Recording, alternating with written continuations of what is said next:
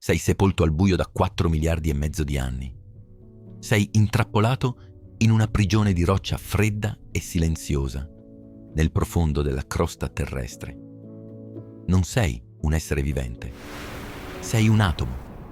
Per la precisione, sei un atomo di uranio 235. Sei nato nel nucleo di una stella esplosa, prima ancora che il nostro sistema solare esistesse.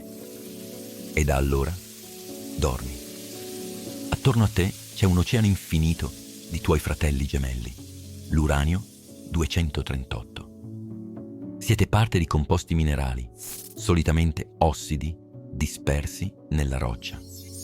All'apparenza, tu e i tuoi fratelli siete assolutamente identici. Avete lo stesso identico numero di elettroni che vi girano intorno. Avete lo stesso identico comportamento chimico. Se qualcuno provasse a bruciarvi, a sciogliervi nell'acido o a farvi reagire con un altro elemento, vi comportereste in modo indistinguibile. Siete la stessa sostanza, ma tu nascondi un segreto. Nel tuo nucleo centrale c'è un'imperfezione. Ti mancano 3 minuscoli mattoni, 3 neutroni. Questa assenza invisibile ti rende leggermente più instabile e infinitamente più pericoloso.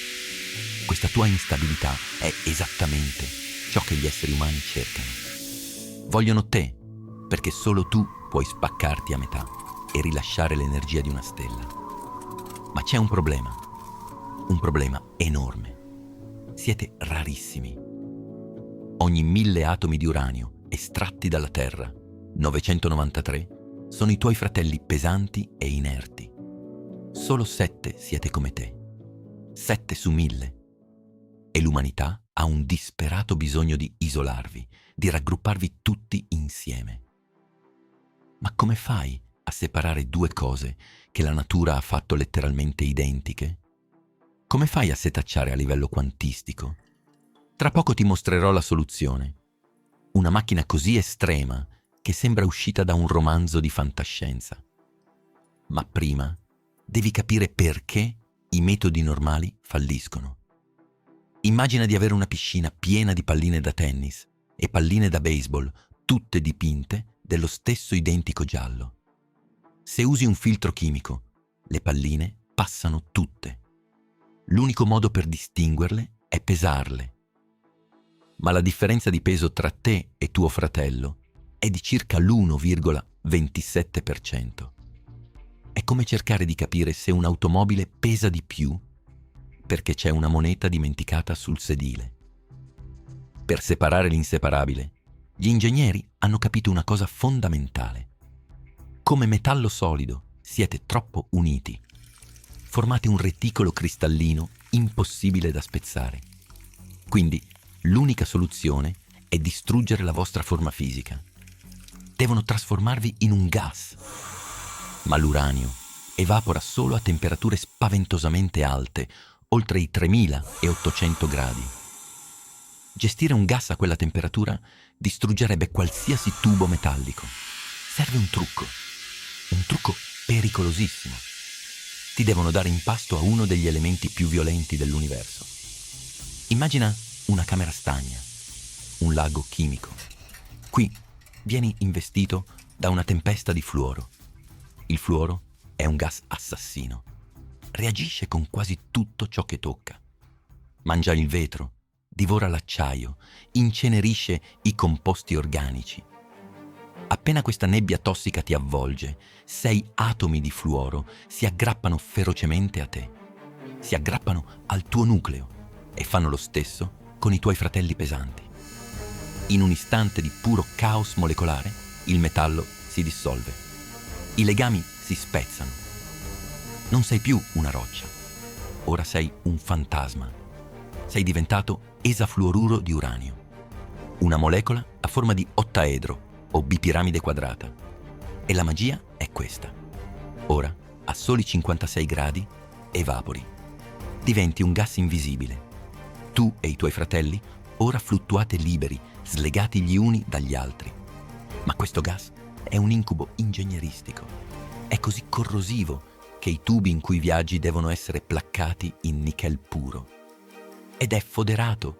da un rischio costante.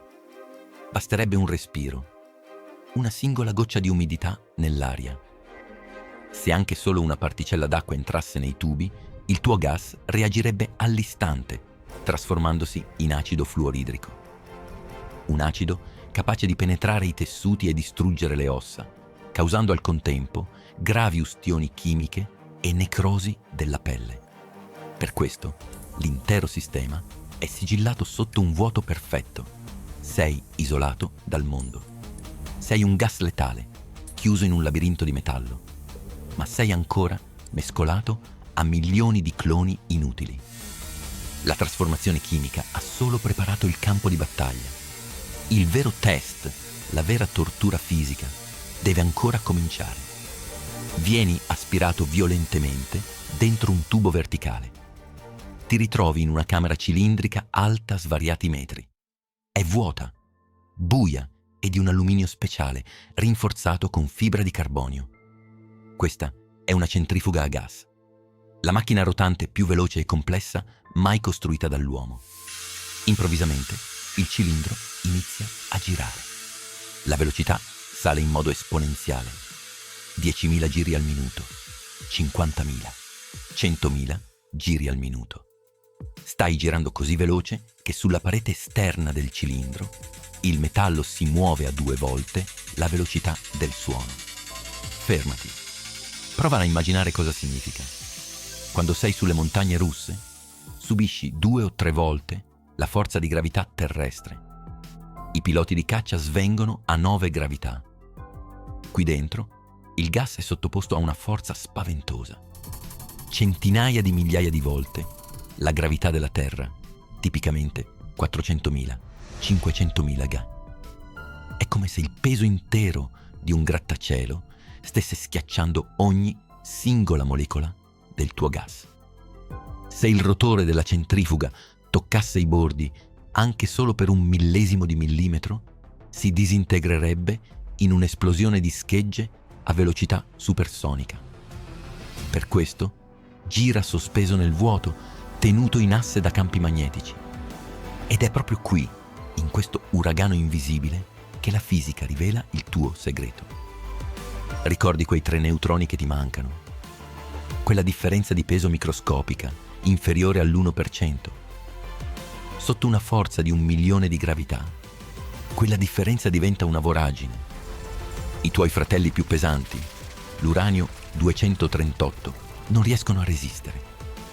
Vengono spinti brutalmente contro la parete esterna del cilindro, schiacciati in uno strato denso. Ma tu no. Tu sei frazionalmente più leggero. Questa leggerezza ti permette di galleggiare. Mentre il vortice urla, tu riesci a rimanere leggermente più vicino al centro dell'asse rotante. Un sistema di riscaldamento alla base crea una corrente verticale, spingendoti verso l'alto. Sei al centro esatto della tempesta. Sei l'occhio del ciclone. In cima alla centrifuga, un piccolo tubo a forma di uncino ti cattura. Ti aspira via dal centro, portandoti in salvo, mentre i tuoi fratelli scartati vengono estratti dal fondo. Ce l'hai fatta. Sei stato separato. Ma c'è un dettaglio che abbiamo saltato. Un dettaglio che cambia tutto.